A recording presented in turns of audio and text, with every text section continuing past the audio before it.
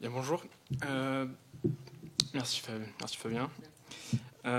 Du coup, pour prolonger un peu les réflexions de Francesco à propos de l'état de veille, je voudrais proposer un rapprochement entre ontologie et sismographie. La sismographie est à l'origine l'étude des mouvements terrestres destinés à mesurer et à prévoir des séismes, des secousses. De la même manière, l'ontologie que nous avons définie durant l'année comme l'interprétation d'une persistance sans présence, d'une chose flottante dont la matérialisation n'est pas encore actuelle, peut aussi se comprendre comme une manière d'être attentif à des signes qui réclament une visibilité dans le présent. A contrario, l'ontologie peut aussi s'entendre comme la manière de déceler l'apparition dans ce même présent d'un événement futur en devenir. Ce que nous avons défini comme une ontologie inversée, en faisant notamment appel à Jacques Derrida et à son livre Spectre de Marx, déjà cité plusieurs fois. Et c'est précisément cette ontologie inversée qui m'intéresse ici, en me posant la question suivante. Comment prévoir dans un flux de signes flottants la concrétisation future d'une chose, d'un événement qui viendrait en quelque sorte ponctuer l'histoire? Ainsi posée, la question nécessite, il me semble, un rapide détour stylistique. En effet, d'un point de vue stylistique, l'ontologie est instituée sur le même plan que le futur antérieur, il me semble, que la grammaire méthodique du français, GMF, décrit selon 4 variables. Petit 1, comme forme composée, le futur antérieur exprime l'aspect accompli ou l'antériorité par rapport au futur simple correspondant. Ensuite, il peut être aussi associé à un complément approprié qui fournit le repère temporel. Il peut s'employer dans une phrase indépendante pour exprimer l'achèvement d'une action dans l'avenir. Par exemple, et c'est l'exemple de la GMF, au XXIe siècle, les hommes auront épuisé les ressources de la Terre. Ensuite, encore, le futur antérieur marque l'antériorité en corrélation avec un futur simple, dans un système principal subordonné. Exemple, tu ne seras content que quand tu auras cassé la chaise. Exemple de Cocteau. Enfin, après, on terminera là-dessus. Comme le futur simple, il peut exprimer une supposition qui porte sur le passé. Il projette fictivement dans l'avenir une hypothèse probable que celui-ci devra confirmer.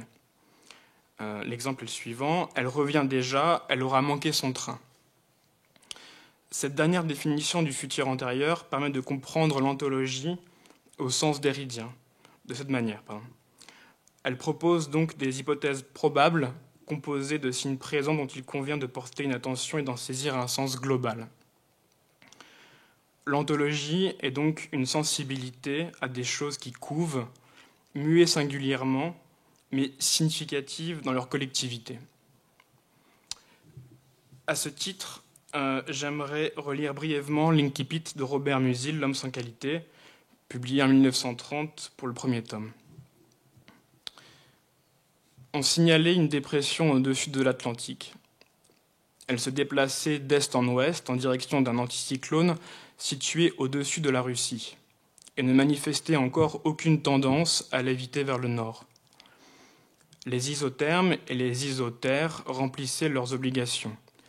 Le rapport de la température de l'air et de la température annuelle moyenne, celle du mois le plus froid et le mois le plus chaud, et ses variations mensuelles apériodiques étaient normales. Le lever, le coucher du Soleil et de la Lune, les phases de la Lune, de Vénus et de l'anneau de Saturne, ainsi que nombre d'autres phénomènes importants, étaient conformes aux prédictions qu'en avaient faites les annuaires astronomiques. La tension de vapeur dans l'air avait atteint son maximum, et l'humidité relative était faible. Autrement dit, si on ne craint pas de recourir à une formule démodée mais parfaitement judicieuse, c'était une belle journée d'août 1913. Du fond des étroites rues, les autos filaient dans leur clarté des places sans profondeur. La masse sombre des piétons se divisait en cordons nébuleux. Au point où les droites les plus puissantes de la vitesse croisaient leurs hâtes flottantes, ils s'épaississaient, puis s'écoulaient plus vite et retrouvaient, après quelques hésitations, leur pouls normal. L'enchevêtrement d'innombrables sons créait un grand vacarme barbelé aux arêtes tantôt tranchantes, tantôt émoussées, confuse masse d'où saillait une pointe ici ou là, et d'où se détachaient comme des éclats, puis se perdaient des notes plus claires. J'aimerais juste relire la dernière phrase. L'enchevêtrement d'innombrables sons créait un grand vacarme barbelé aux arêtes tantôt tranchantes, tantôt émoussées, confuse masse d'où saillait une pointe ici ou là, et d'où se détachaient comme des éclats, puis se perdaient des notes plus claires. Il me semble qu'ici qu'on a affaire à une sorte d'isotopie de la guerre déjà présente, et cette dernière phrase est effectivement volontairement confuse et spectaculaire. Ne constitue-t-elle pas l'apparition d'un motif sismographique et une métonymie même du roman de Musil ? Le narrateur observe ici les modulations des signes extérieurs et scrute l'apparition des intensités, à la fois sonores et visuelles, tendues vers la déduction d'une teneur historique pour ne pas dire ambientale. N'est-ce pas la guerre de 14 qui semble provenir du futur qui apparaît dans cette dernière phrase ? Cette attention aux signes extérieurs comme annonciateurs est le fait même de ce que nous avons nommé l'anthologie, c'est-à-dire l'anticipation de ce qui appelle un devenir, quoi que l'on puisse faire. Cette sensibilité presque médiumnique, mais qui demeure en suspens. Je pense aussi au film Take Shelter de Jeff Nichols, qui est sorti en 2011, qui constitue une sorte de petite réécriture de cette incipit, il me semble, où le personnage principal perçoit seul les signes d'une immense tempête, comme des hallucinations, jusqu'à ce que celles-ci apparaissent bel et bien à l'horizon et à la vue de chacun. Nous sommes dans le registre effectivement du fantastique, tel qu'a pu le décrire Todorov, entre le réel et le doute à l'endroit de ce même réel.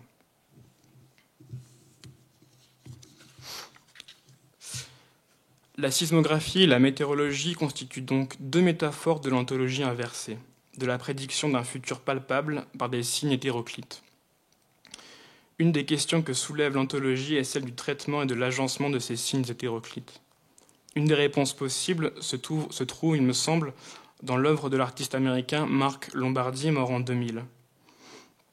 En 1994, il commence sur de grandes feuilles de papier à dresser, à partir de coupures de presse et de journaux télévisés, les imbroglios politico-financiers de grandes affaires marquant la société industrielle moderne. Autrement dit, dans l'immense masse des signes produits par l'information médiatique, il élabore des diagrammes qui se rapprochent esthétiquement des cosmogonies aristotéliciennes ou médiévales. Lombardi désigne ces micro-mondes comme des structures narratives. Et on retrouve ici la dimension fictive qui était présente dans la valeur du futur antérieur. Ces travaux ont été extrêmement poussés puisqu'on dénombre plus de 10 000 fiches d'informations qui servaient de matériaux de base à l'élaboration des diagrammes. Franck Lebovici résume ainsi le travail de Lombardi dans son livre « Des documents poétiques » sorti en 2007. À l'inverse encore du sonnet qui creuse son écart vis-à-vis du quotidien prosaïque, certains documents poétiques sont substitués aux documents établis par le monde, où ils sont ajoutés, une augmentation du réel. Ainsi, après le 11 septembre, le FBI contacta les archives de Marc Lombardi pour y faire une descente et consulter les dessins de celui-ci. Lombardi, décédé depuis plus d'un an, avait produit en 1998 une structure narrative mettant en relation Bush, alors gouverneur du Texas, et Osama Ben Laden, via une intermédiation de banques américaines et saoudiennes. Les processus de fabrication d'artistes s'emballèrent. Lombardi, artiste visionnaire, avait compris des choses. Il ne s'était pas suicidé. La CIA était derrière. Sa cote sur le marché de l'art s'envola. Évidemment, la dernière phrase est ironique. Lombardi n'a jamais eu accès à des données inconnues. C'était disponible. Il avait simplement, à partir d'un ensemble de coupures de journaux, relié des informations que le FBI et la CIA n'avaient jamais recoupées. Donc à partir d'un matériau vernaculaire, il a pu tisser des liens, des relations pour déduire et comprendre le monde dans lequel nous vivons et potentiellement anticiper ces changements de paradigme historique. Pour conclure, l'anthologie inversée est à la fois prédictive et suspensive. Sous l'ensemble des signes qui s'amoncellent et qui se terrent, il n'est possible que de les décrire ou de les agencer et d'atteindre la confirmation ou bien la non-confirmation des événements qu'elles portent, de laisser à la postérité une forme de trace qui témoignerait de la vigilance du contemporain. En définitive, et pour reprendre le titre d'un livre de Jérôme Rosenberg, l'anthologie se définit comme une technique particulière du sacré. Je vous remercie.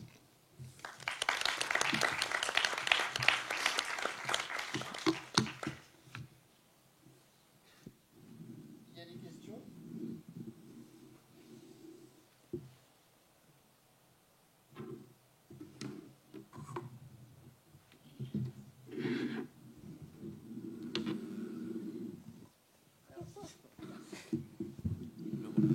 Service. C'est marrant parce que justement, enfin c'était très bien. Et c'est marrant parce que je crois que c'est Georges Duberman qui parle d'Arby Warburg comme un sismographe. Ouais. Et justement, parce que lui, il devient fou juste à la fin, je crois, de la Première Guerre mondiale, parce qu'il avait le sentiment que par la manière, par l'étude des images, enfin sa manière d'aborder les images, on aurait pu prévoir la catastrophe. Et on retombe dans cette question de la spectralité. Et Marc Lombardi est peut-être une sorte de Abby Warburg finalement. Oui, totalement. Et on peut anticiper peut-être les catastrophes à venir par une étude, une manière de couper les images. Enfin voilà, peut-être il y a une technique encore à élaborer pour pouvoir prévoir les catastrophes à venir.